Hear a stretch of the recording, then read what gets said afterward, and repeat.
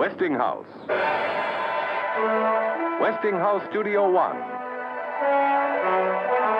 Out of 70 years of leadership in research, out of the vision of America's most advanced engineers, out of the widest kind of experience in electrical manufacturing, come products for home, farm, and industry that bear this respected mark. This mark of quality, the mark of Westinghouse. You can be sure if it's Westinghouse.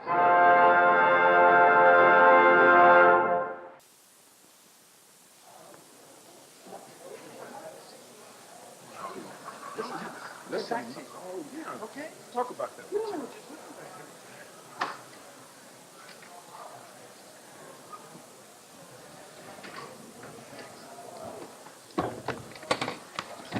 Good morning. Morning, Dan.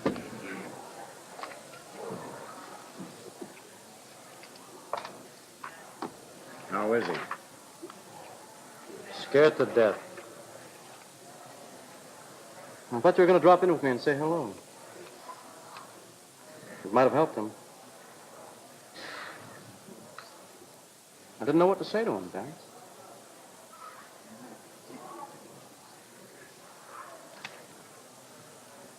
Why don't you go in and talk to him? I can't talk to him.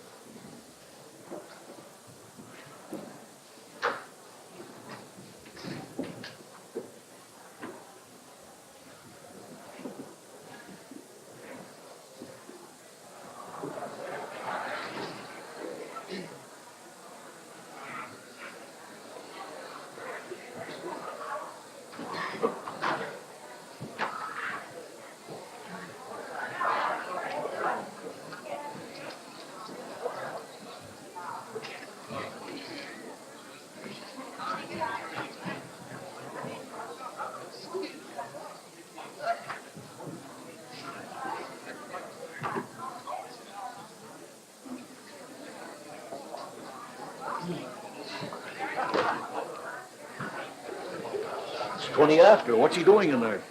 Having his hot water and lemon juice. His honor's stomach ain't what it used to be. Yeah, well, whose is? Look at Toohey. Now, there's a happy man. What a beautiful case to prosecute, huh? And he'll be putting on some show, Mr. Toohey will. Yeah. Academy Awards. Well, here we go. Answer your names. Edward P. Lynch. Here. Charles Morgenstern. Here. Leonard Tipp. Here. Arnold Kahuska. Here. Sherman J. Flynn. Here. Harold Shapiro. Here. Alvin M. Martin. I'd give $10 to be on that jury. Justin M. McFarland. Plenty gum in there. Giraff Sabatino. Claude Marcus. Alan Goldway. You know how I feel for honey, the husband, what he must have gone through. How do you think Preston's going to behave? Oh, he's going to be tough, Si. You ever go against him before? No, but I found out all about him. You know, I don't think he appreciates being appointed attorney on this case. We've got this thing won, and he knows it. Oh, it's going to be a tough $1,500 for him. And how? Say, is that his son he's got there with him? Yeah. You know, he's fresh out of law school. He's breaking him in the hard way, huh? Good morning. Good morning. Morning.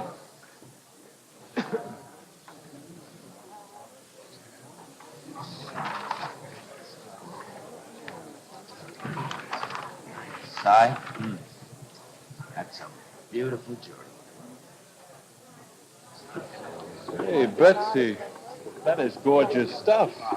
No, it is. Hey, Ed, you know what it's going to say in the Post tonight? No, what? No, so this will tear your heart out. Joseph Gordon, a frail and tormented youth, sat unflinchingly erect today in a musty courtroom waiting for a trial to begin. Zing.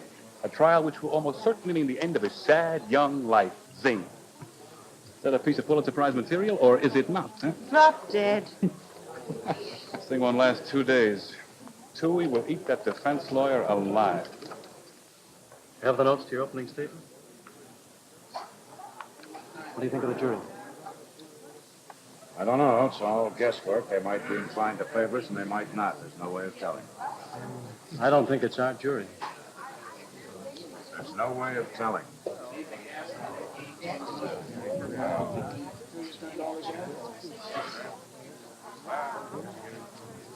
No, you're wrong. It takes a psychopathic personality. Look at him. All murderers are psychopaths. I don't know. I mean, there are certain conditions that... No matter what conditions. Listen, to put your hands around a woman's throat and to squeeze for at least several minutes, it takes a very special kind of person. Yeah.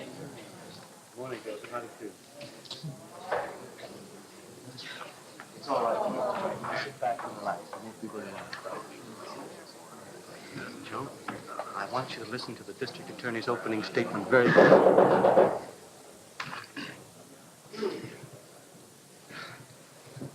Hear ye, hear ye. All those having business before trial, term part 6 of the criminal court, draw near, give the attention, ye shall be heard. Justice Peter Marcello presiding. Be seated.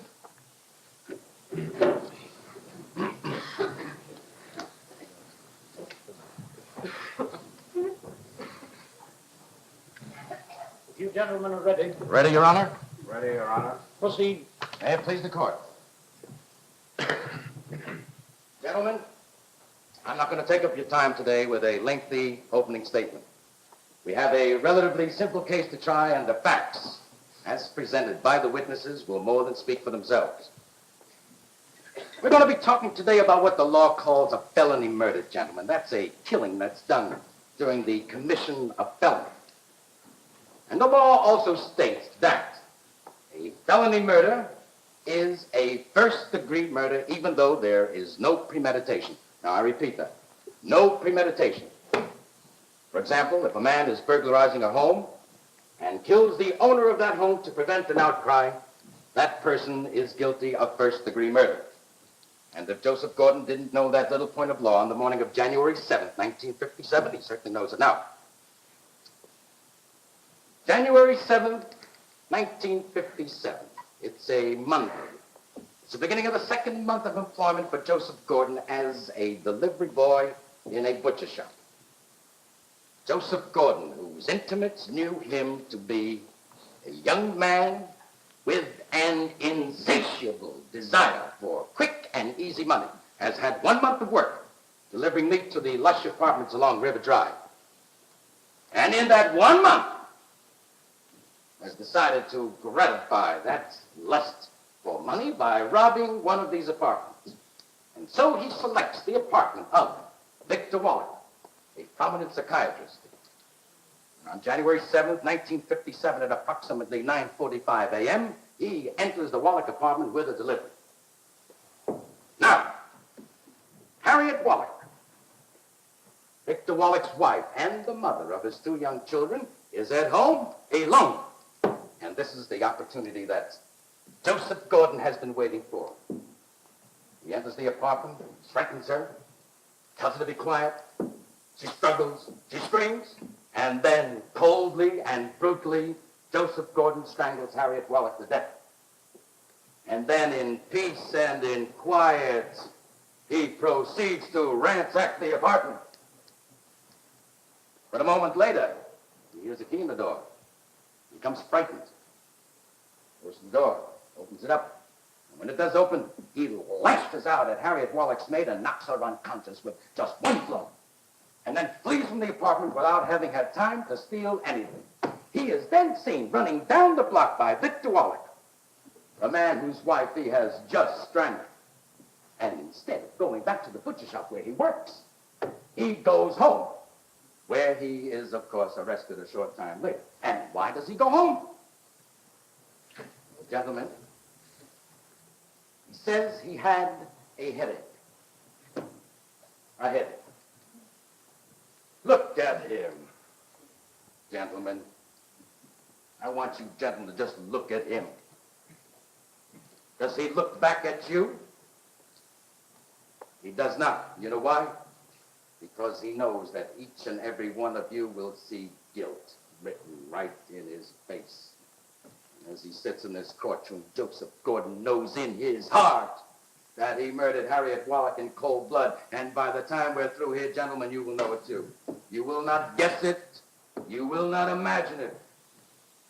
You will know it beyond any shadow of a doubt. Thank you.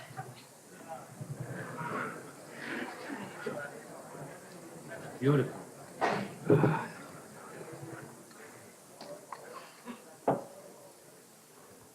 Gentlemen of the jury, this is a court of law, not a theater.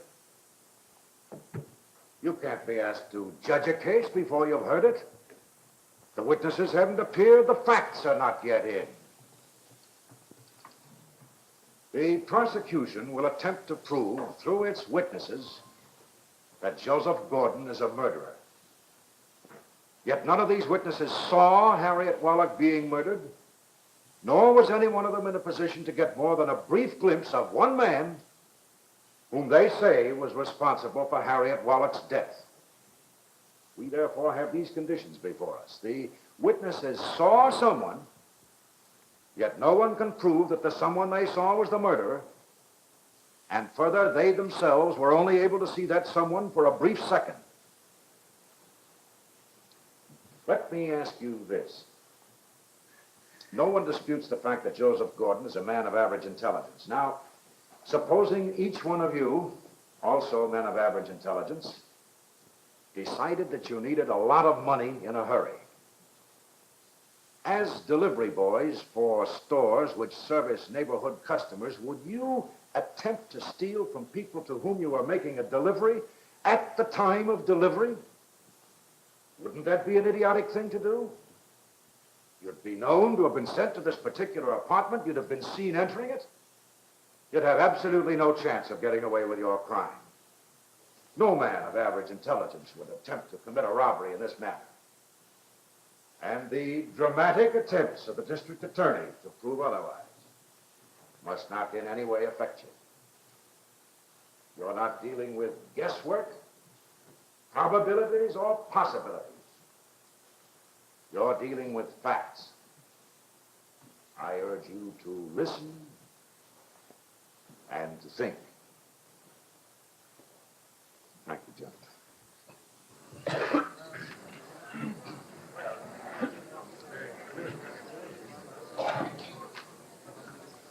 Your Honor, Proceed.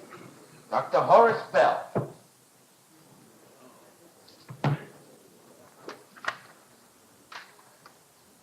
You swear to tell the truth, the whole truth, and nothing but the truth, so help you God? I do. State your name and address. Horace Bell, 723 West 72nd Street. Dr. Bell, you're a physician duly licensed to practice medicine in this state, aren't I you? am. And by whom are you employed? By the County Medical Examiner's Office. Mm-hmm. And do you have a specialty in medicine, Doctor? I'll concede that the witness is qualified. Now, Doctor, on January 7th, 1957, were you summoned in your official capacity as County Medical Examiner to the apartment of Victor Wallach at 631 River Drive? I was. And what time did you enter the apartment? At 11:10 a.m. And what, if anything, did you notice? As I entered the living room, I saw lying on the floor the dead body of a white female, well-nourished, of approximately 35 years of age. Was there anyone else in the room with you? There was Could you tell us who there was? Detective Sergeant Charles P. Gannon, the maid, Mary Ellen Bailey, and Victor Wallach. Now, Doctor, did you make an examination of the dead body? I did. I made a gross examination at the scene, and later that afternoon at the morgue, I performed a complete autopsy. Now, Doctor, based on your findings, what did you find after you made the gross examination? I found considerable edema, that swelling of the face and neck. The lips and tongue were thickened and cyanotic. There were subconjunctival hemorrhages of the eyeballs and severe ecchymosis of the skin of the throat. Ecchymosis. Black and blue marks. Now, Doctor, what did you find after you made the autopsy? Well, there were numerous small hemorrhages of the soft tissues of the throat. A fractured larynx with hemorrhaging. The lungs were collapsed. There was severe spasm of the glottis, and the cerebral blood was depleted of oxygen on testing. Now, Doctor, based on the findings that you made after both these examinations, do you have an opinion that you can state with reasonable medical certainty as to the cause of death? I have. And what is that opinion? Death was due to suffocation caused by strangulation by manual pressure. Strangulation by manual pressure. Doctor, do you have an opinion which you can state with reasonable medical certainty as to the time of death? I have. And what is that opinion? I made my examination at approximately 11:15 a.m., and it's my opinion that the body has been dead for an hour and a half. And that would make it approximately 9:45. That's correct. 9:45. Your witness?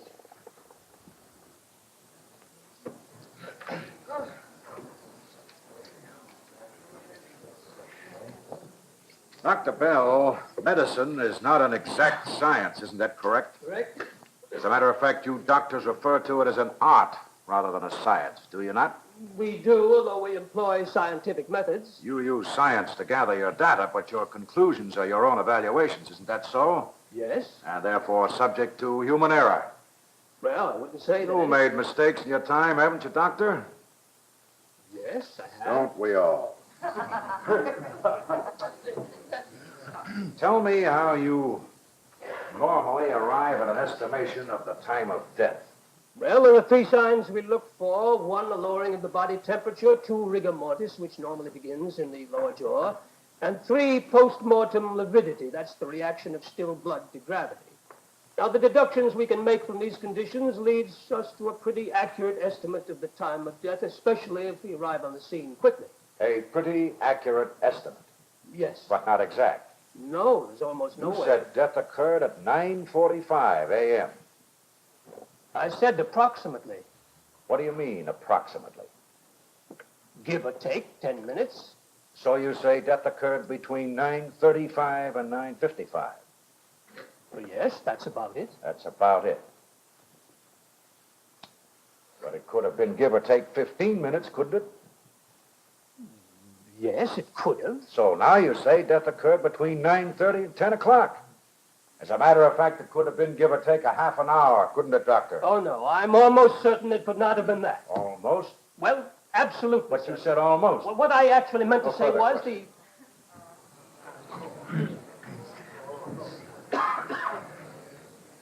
Si.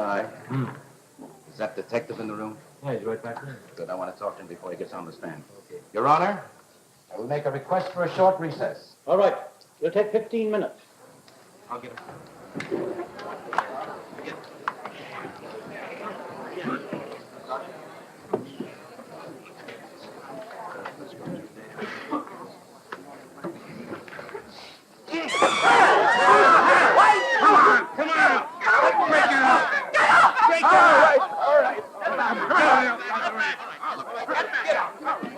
I'm sorry, miss. Hey, lady. Outside the railing. Please, miss. Outside of the railing. Get back. Joey, all right? Get him inside. Joey? I'm sorry, sir. That was a terrible thing that happened. Go back in there now.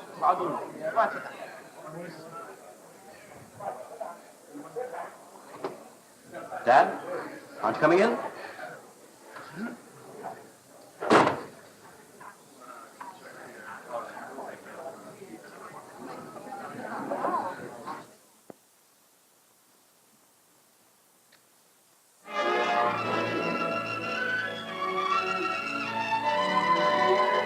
And now, here's Betty Furness to take us behind the scenes in fashion. Yes, this lovely model is going to help take us behind the scenes in fashion, into the world of textiles and fabrics. You see, this smart dress is beautifully styled with lovely detail, a really perfect fashion, but that's not all. The fabric is perfect, too. Not a flaw to be seen, even if you looked at it with a magnifying glass. Westinghouse helps textile mills make perfect cloth like this with this revolutionary new Westinghouse electrical braking system called Dynac. Here's a film that shows what Westinghouse Dynac means to you in a textile mill where, you might say, all your clothes begin. First of all, the yarn that's used in making cloth has to be twisted into thread on a spinning frame to give it strength. But here's where trouble can occur. If the thread isn't kept under proper tension all the time, it kinks like this. When the motors are stopped, if they take too long, as they do with old-fashioned braking systems, the thread relaxes and kinks, and those kinks would show up in the material as flaws like this. But here at Greenwood Mills in South Carolina, the new Westinghouse Dynac braking system stops the spinning frames electrically and stops them so fast kinks don't happen. Yet, so smoothly, the thread never snaps. The thread remains perfect, and so does the cloth it goes into. So the next time you're shopping for the family wardrobe, remember again that Westinghouse Engineering and Research enter your life in so many wonderful ways, including the perfection of the clothes you wear. It's just another reason for knowing and saying you can be sure if it's Westinghouse.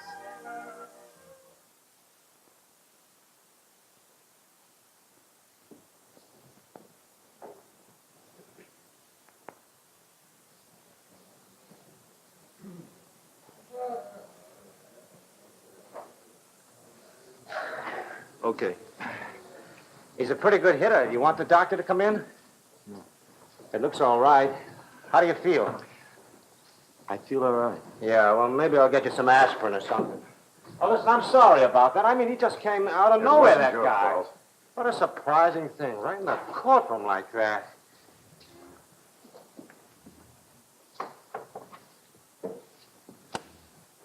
How you feeling, Joe? I feel all right. Good. I've had a clerk speak to Judge Marsala about it. It won't happen again.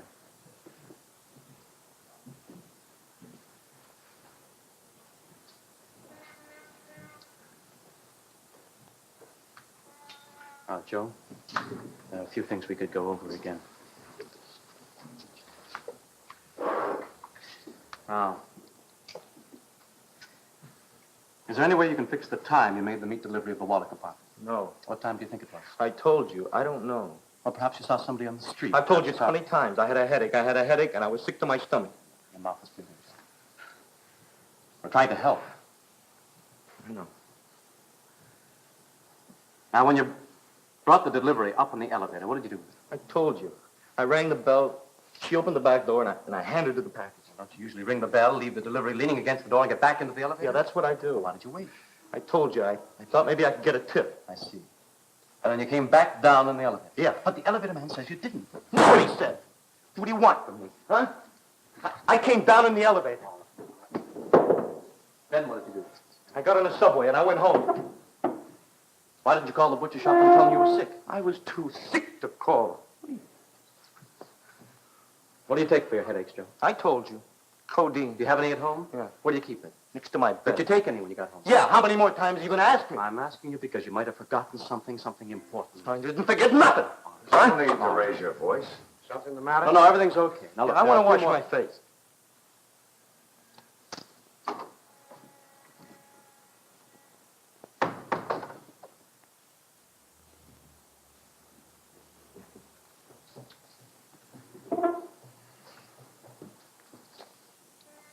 He's a miserable young boy, isn't he?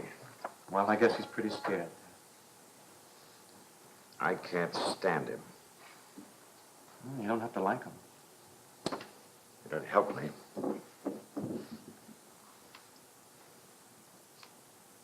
You know, I was very pleased when Marsala appointed me to this case. I was honored. Really. I mean, for a case like this one that's, well, next to hopeless, they only appoint the best. It's kind of a nice thing, Ken, you know? Yeah. I approached this with a real burst of energy.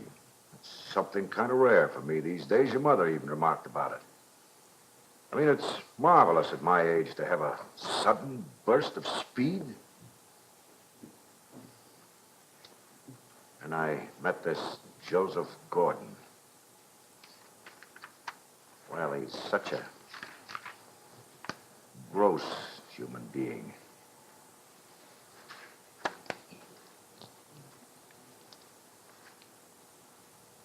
He killed this woman.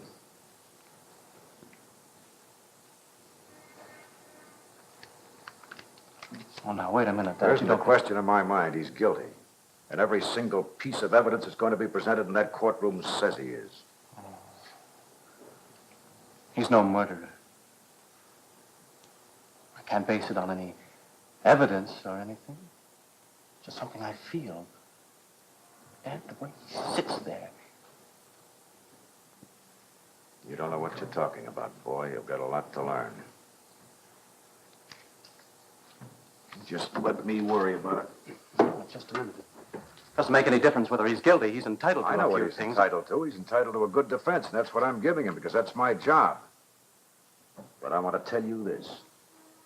He killed that woman as sure as I'm standing in front of you, and I don't want to see him walk out of that courtroom a free man. May seem a little shocking, but that's the truth. You're hanging that boy. That's not so. He's hanged himself. But you're his lawyer. You're supposed to do everything Don't you tell me what I'm supposed to do. I'm here to give him an ethical defense, and that's what I'm giving him. You know the meaning of that word. I know what it means. But your personal ethics are killing him, and you know that. That's enough. I know what you're trying to lead up to here, and I told you the other day I won't have any part of it. This fantastic business you suggested is a cheap 10-cent store trick, and I won't touch it. I've never done a thing like that in a courtroom in my life. But it's our job to try and save his life, Dad, and this might do it. I'm not going to turn this trial into a circus to get him off. And don't you bring that person you dredged up into the courtroom. Do you hear me? Now, let's go inside. Sir? Why don't you resign? You judged him already. Even our law doesn't do that. Now, you listen to me. I'm not speaking as your father now. I'm speaking as your employer. You're a new boy here. You're new in this business. You're still being breastfed. Don't you tell me what the law does or does not do. You remember your place.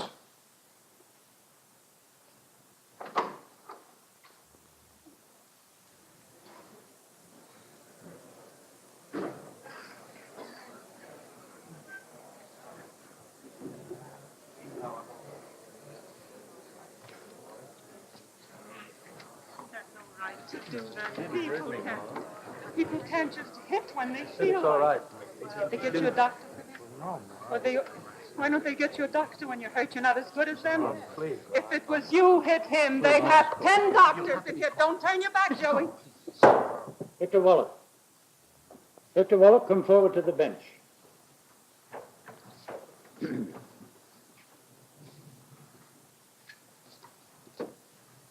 I've been informed that you struck the defendant in the face a few minutes ago. Now, I'm warning you, Mr. Wallop, any similar action on your part, and I'll expel you from this courtroom and hold you in contempt of court. Now, take your seat and behave yourself. I'm very sorry, Your Honor. It's a difficult thing.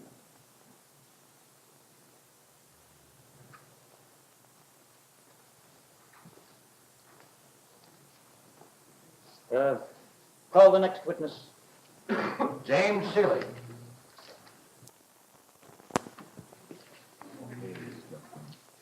I'd like to take a crack at this. Do you mean it? I do. Be my guest. Detective Sergeant James N. Shealy, shield number 93381. My home address 616 Longfield Avenue.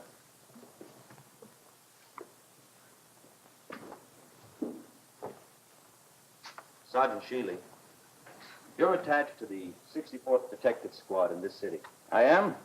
And on the morning of January 7th, 1957, did you respond to a call at 631 River Drive, apartment 7D? I did. Did you go there alone? No, sir. I was with Detective Sergeant Charles P. Gannon. At what time did you arrive at the premises? At 10:35 a.m. Was there anyone else there when you arrived? Yes, sir. There was the maid, Mary Ellen Bailey, Victor Wallach, and the deceased. What, if anything, did you observe about Mary Ellen Bailey's physical condition? Her nose and mouth were cut and very badly swollen, as if she had been punched. Objection. Sustained. The witness is not a medical expert and therefore not entitled to draw conclusions as to the cause of injury. The jury will disregard the second portion of his statement. Proceed. Now, Sergeant Shealy, will you tell the jury, in your own words, what you did and what you found at the scene of the crime? Well, I called headquarters and I reported a homicide. Then Sergeant Gannon and I began an investigation of the premises immediately. Her bedroom and living room were both a mess. Drawers open, clothes and things thrown all over the floor. I questioned Mary Ellen Bailey, the maid, and she told me that... Objection! The same. Just tell what you saw and did, not what anyone told. Yes, Your Honor. Go on, Sergeant. Then I went into the kitchen where I found an unopened bag of meat on the floor. Could you tell us what was inside? Yes, sir. It was a rib roast. Anything else? There was a bill for $8.27 from the OK Meat Market, 961 Columbia Avenue. And what did you do then? I left Sergeant Gannon on the premises to wait for the medical examiner, and I went to the OK Meat Market. Had the boy who delivered the package to the Wallach apartment returned to the OK Market? He had not. Was he overdue? He was. And what did you do then? I asked for his name and address. And then, where did you go? To 61 Dexter Avenue, apartment 14, where I found Joseph Gordon, the delivery boy, and I made the arrest. Is Joseph Gordon in this courtroom? He is. Would you point him out? He's the defendant, right there. Now, Sergeant Shealy, at what time did you make the arrest? At 12:25 p.m. Less than 2 hours after you arrived at the Wallach apartment. I think that's a remarkable piece of work. You deserve to be congratulated. I object, Your Honor. He has no right to congratulate a police officer. Write that out. The jury will disregard that statement completely. And you watch the way you conduct yourself, Mr. Miller. Yes, Your Honor. Well, proceed. Now, Sergeant Shealy, will you tell us what, if anything, you observed about the defendant's physical condition?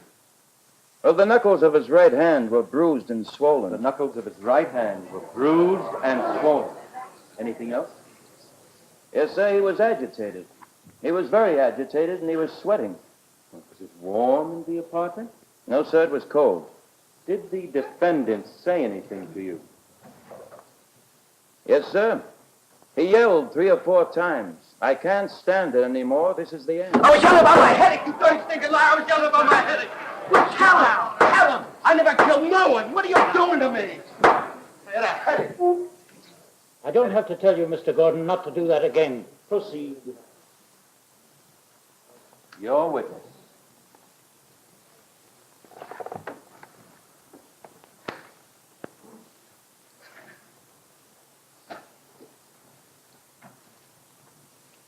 You've made a great many arrests since you've been on the force, haven't you?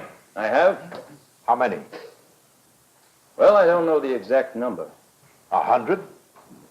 More than that. When you arrest someone, isn't the person you arrest usually in an agitated state? Yes, but not as agitated as this man was. But agitated. Yes. Thank you. Now, when you arrived at Joseph Gordon's apartment, what was he doing? He was lying down. Where? In the bedroom. Was he fully dressed? No, sir. How was he dressed? He was in his undershirt. Did you see a suitcase packed anywhere in the apartment? No, sir. He was in his undershirt, lying on his bed, and there was no packed suitcase. Would you say under those circumstances it looked as though he was preparing to flee? Objection, Your Honor. Did you see a glass of water on a table next to the defendant's bed? I did not. Did you see a bottle of codeine tablets on that table? No, sir. Did you look at the table? Well, sir, I didn't. I was... No further questions. I think this is a good time to recess for lunch. It'll take 1 hour. You gentlemen of the jury will not discuss the case among yourselves.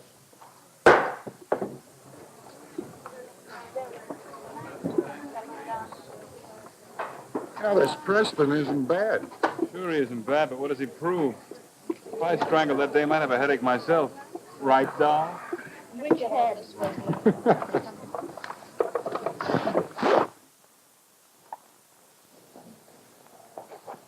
Lunch, my boy, lunch. You got a roast beef sandwich there. Go on, eat it. Rare roast beef. Man, you never had it so good. What's the matter? Ain't you hungry? Listen, it would be a shame to waste it, right?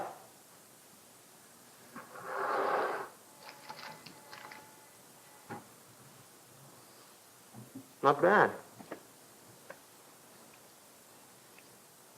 Boy, I don't know why they don't put salt on these things.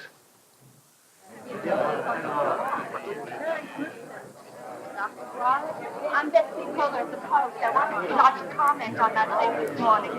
Miss Gordon. No, I'm sorry. I mean, as a psychiatrist, I wonder if you've been able to analyze your own motives for hitting him like that. Mr. Preston, pardon me. Just for a moment. Wait a minute. All right. Thank you. I just wanted to ask you how it's possible for a man like you to stand up there in court and defend a person who's killed somebody. Dr. Wallen, you must understand that when a lawyer... No, it's just something I want to know. How do you justify it? You'll have to excuse me. You're working to free this man, Mr. Preston. He has to be punished. Excuse me, please. Come on. Quiet. Just be lively. Lively. Step lively. You can't keep the court waiting, folks. I'm sorry. Both sides. Let's switch the file.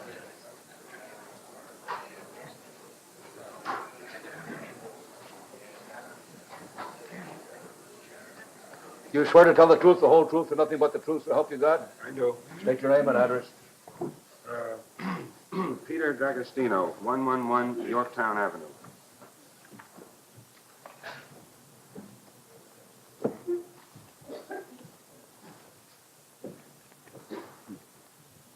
Mr. D'Agostino, you know the defendant, Joseph Gordon, and if so, how? Yes, sir. We work together in the OK Meat Market. In what capacity? What? In what capacity? Oh. Well, I was sort of his boss, you know what I mean? I used to send him out with deliveries and like that. I see. Now, Mr. D'Agostino, during the time that the defendant worked at the OK Meat Market, did you have a number of conversations with him? Yes, sir. Do you recall any conversations with him regarding money? Objection? Your Honor, this is only introductory and subject to connection. Overruled. You may answer the question. Yeah. He always talked about money. I see. And what did he say? Well, he talked about all those rich apartments, up on River Drive there where he made most of his deliveries. And he talked about all the money those people had. The jewels and the furs, and stuff like that. He was always telling me how he was going to get money like that. He said he didn't care how he got it as long as he got it. You say he used those words, he didn't care how he got it? Yeah, he used those words. I see. Go on. Well, he always talked about finding wallets filled with cash, He always wanted to find wallets in the street like that. He always had those big ideas, about getting big money in a hurry. And you think he'd be capable of violence to get it, don't you? Yes, sir. Objection! Strike it out. The jury will disregard that. Now, Mr. D'Agostino, do you recall an incident that took place on January 3rd during lunch hour? Yes, sir. We had one of those, I could call it petty cash boxes, Mr. D'Agostino, could you speak up? Yeah, well, we had one of those petty cash boxes that we used for car fare. I see. What happened? I caught Gordon trying to steal from it. I object, Your Honor. That's grossly improper testimony. James, strike it out. The jury will disregard it. Mr. Toohey, you know better than that.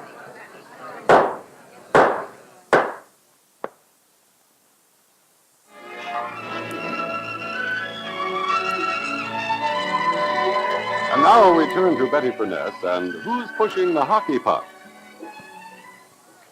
Both teams are skating down the ice, but the picture on that television screen's so blurred, he can't tell who's pushing the hockey puck.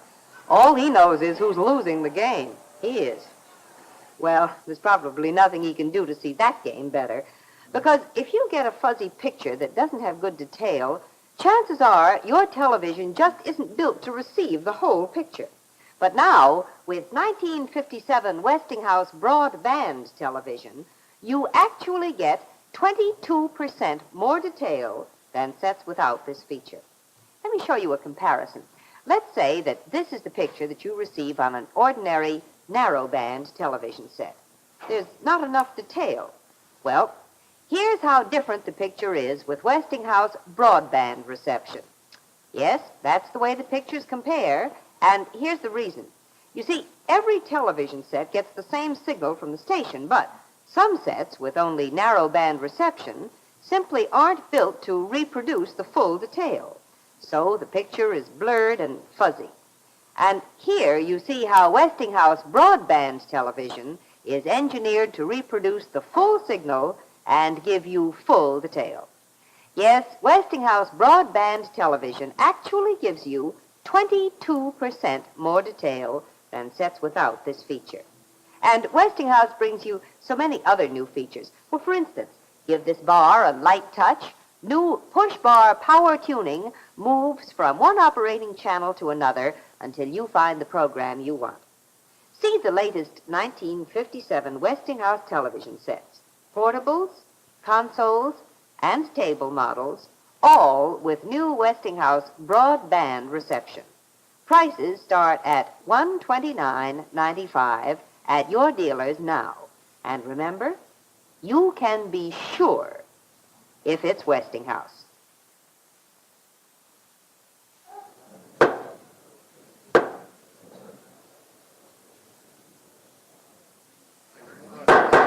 Mrs. Gordon, would you feel better if you left the courtroom for a few minutes?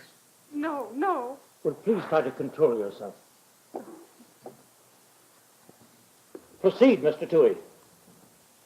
Now, Mr. D'Agostino, on the morning of January 7th, 1957, and that's the day we're talking about here, did you see the defendant when he came to work? Yes, sir. Describe what you noticed, if anything, about his behavior. Well, he was sweating. And he kept talking very fast, you know. He couldn't stand still. Kept walking up and back all the time, you know, back and forth all the time. I see, and it was then that you gave him the delivery for the Wallach apartment. Yes, sir. And what was that? Rib roast. Thank you. Your witness?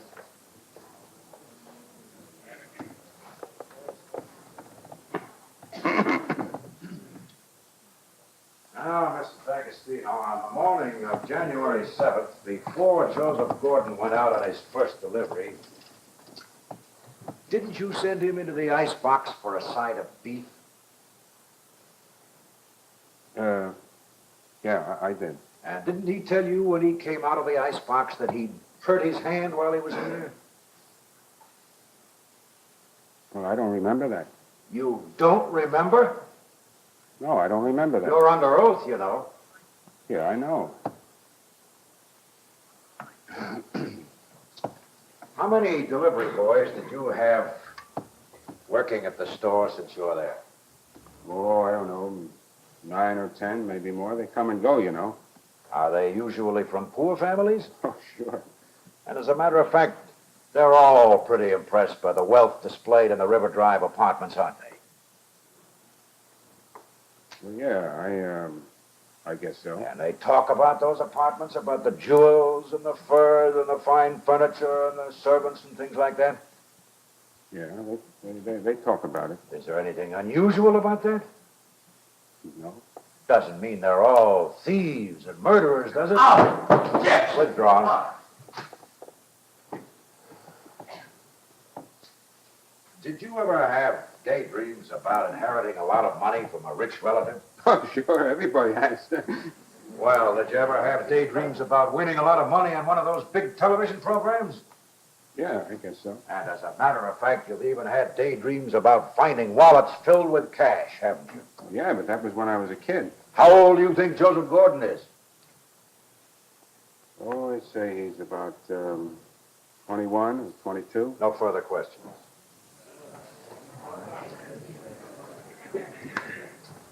Frank, don't you want to redirect the exam on this guy?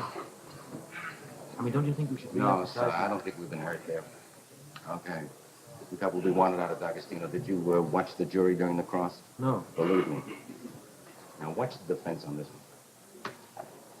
Norma Lane. Call Norma Lane. Who's that? I don't know. Who is she? Who's Norma Lane? It's a girl I know. What does she have to do with this case? State your name and address. Norma Lane, 104 on Marvin Street.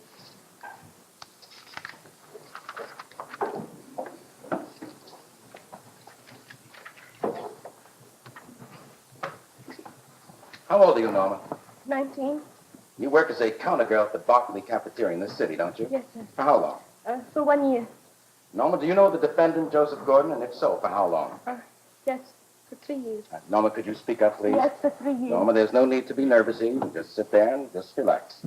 That's it. Now, Norma, could you tell us where you met the defendant? In school. We went to McManus Vocational High. I met him there. Young lady, speak up so that the last juror can hear you. You say you met him in high school? Yes, How often did you see him? 2 or 3 times a week. Were you his girlfriend? Yes. Speak up, Norma. Were you his girlfriend? Yes. Oh, I see. Now, did you go out with any other boys? No. All right, Norma. Now, on the night of January 6th, that's the night before Mrs. Wallach died, did you have a date with the defendant? Yes. And do you recall anything that the defendant said to you on the way home that night? No, I don't. I don't know. We were just talking. About something he was planning. Yes? You do remember what he said? Yes. What was that? Well, he said he was going to take me to Havana. To a big hotel in Havana. And that we would get married there and we'd have lots of money and everything. He said the best hotel in Havana. And did he tell you how he was going to get all the money for this? No. All right, Norma, what happened then? I laughed at him. I kidded him about it. And what did he do? He got mad. And he yelled at me that he'd show me. And then he left me on the street. You say he used the words, "I'll show you." Yes. He used those words, "I'll show you." Your witness.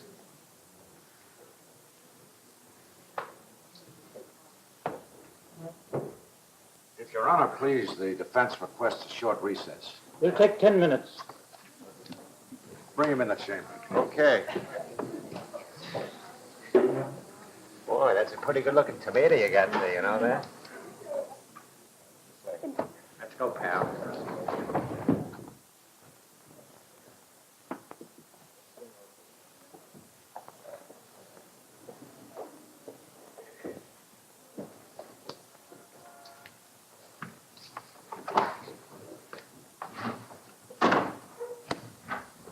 Why didn't you tell us about this girl?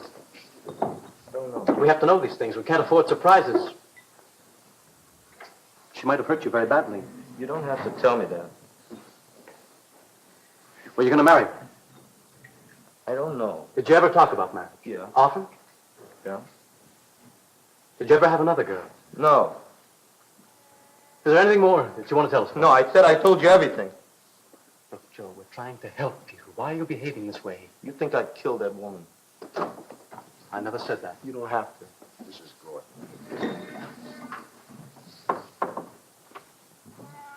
Why do you have to come in here?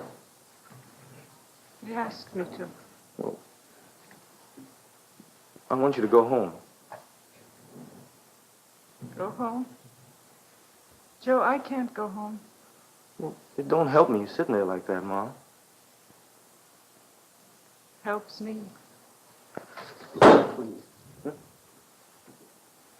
Mrs. Gordon, we want you to talk to Joseph because we think there are some things he hasn't told us. Things that could hurt him if we don't know about them. I said I told you everything. Joey, they want to help you. They told me that, Ma. I want you to go inside. I can't do that. I can't just do nothing. I'm your mother. I gotta have something I'm supposed to do.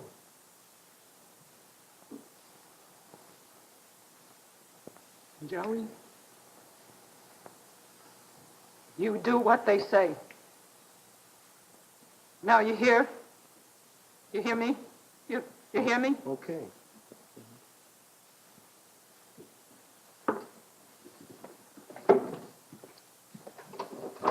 Thank you, Benjamin. Don't you ever do that to me again. What was so terrible about it? What's so terrible? Well, I'll tell you, Mr. Preston. That's the poor dumb woman. And she's sitting there dying. Did you know that? She's dying because I'm dying. And I can't look that woman in the face. I can't open my mouth to her. Because if I do, I'll cry. And you bring her to me here? I got all I can do to stand on my 2 feet, Mr. Preston. They're shaving the hair off of my head, and I know it, but my mother don't know it. Do you hear me?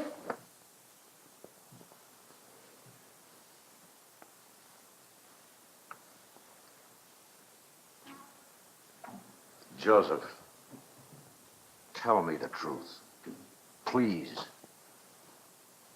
Did you kill Mrs. Wallach? Dirty. You tap it out. No, don't ask me that. Just don't ask me that. Down. He's trying to help you. What am I trying to do? I never asked for you, Mr. Preston. They gave it to me. And I don't owe you nothing. You hear me? Nothing. You don't believe me. Well, that's your business. But you leave me alone. I'm not here to make you feel better. Yeah. Come on.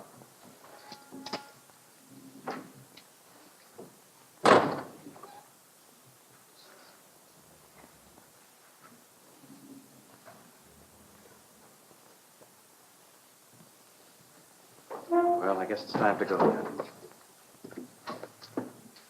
Yeah? I said, I guess it's about time.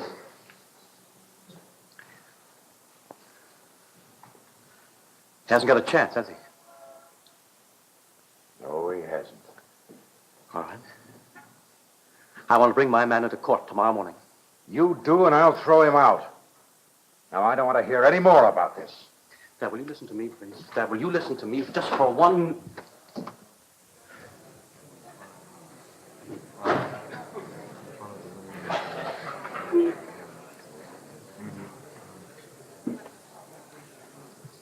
Proceed. Norma Lane back on the stand. Norma Lane, still under oath.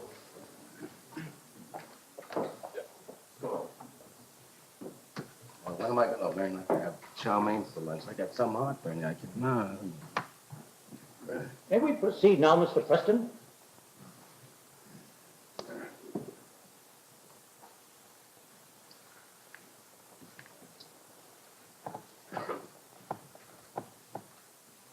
You say you were the defendant's girlfriend, Yes, and that you saw him 2 or 3 times a week. yes, Did you ever talk about getting married? yes. Speak up, speak up. Yes, And, of course, you talked about the things you'd like to have when you got married. yes. How did you talk about it? Like we had a new house and a big car. We had a maid and a butler. Go on make-believe trips to Europe. And who would bring these things up? Joey mostly. The defendant? He was always telling me about the beautiful things he was going to get me. Always? Most of the times, a lot of times. But you knew that he only made $30 or $35 a week. Yeah. And you knew that he was just making believe. Yeah, But you played along with him. most of the times. What about the other times? Well, like sometimes I wasn't in the mood, so then I kid him. And what would he do? Get mad. So that on the night of January 6th, when Joseph Gordon told you that he was taking you on a trip to a luxurious hotel in Havana and then got angry because you kidded him about it, there wasn't anything unusual about that, was there? No. No, there really wasn't. Thank you. No further questions. You can step down now.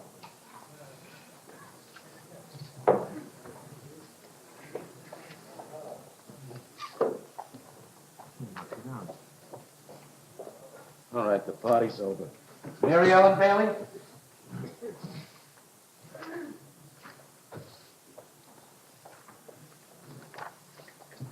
You swear to tell the truth, the whole truth, and nothing but the truth, so help you God. So help me God. State your name and address. Mary Ellen Bailey, 712 Fenway Street.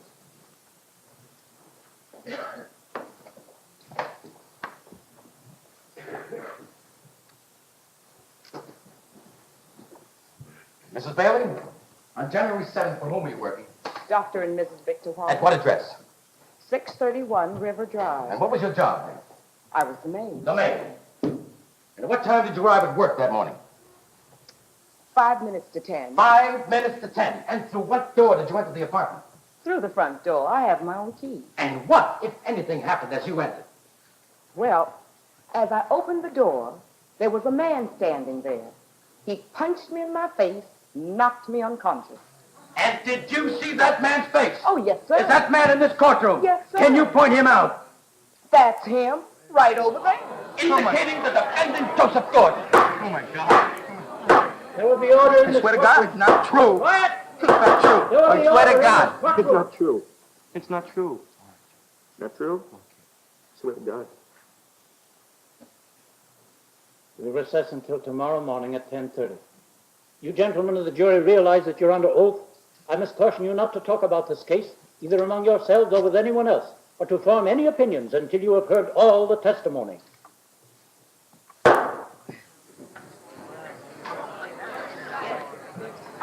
He didn't kill him.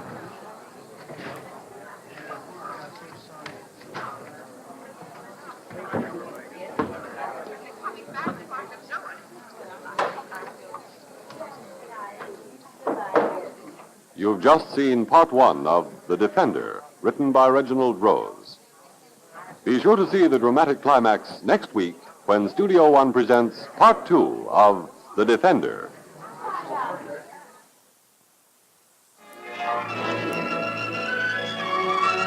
And here's Betty Furness, and Don't Let This Happen to You. Suppose you're ironing, you've got all the lights on, and you turn on the radio. Your light's dim, and then maybe daughter's being helpful in the next room, so she starts to vacuum, and... Oop, you're in the dark. Will somebody please fix that fuse? Thank you. Well, that's what happens when your home isn't properly wired to do an efficient job. It's what we call low house power. Today, 4 out of 5 homes suffer from low house power. And you need full house power to enjoy all the convenience of modern electrical living. Now, here's what you should check. Your fuse box to see if you're getting full house power. A box this size was probably big enough when you just had an iron, a radio, a toaster, and a refrigerator. But today, with all the appliances we use, a house must be wired for full house power if you want your appliances to operate at their best. You need a circuit breaker or a fuse box like this, with plenty of circuits to operate your lights and appliances at full capacity. Or perhaps you need more power at your main switch. To get full house power, call your electric contractor or electric company. It's not expensive, often takes less than a day. Remember, with full house power, you can live better electrically.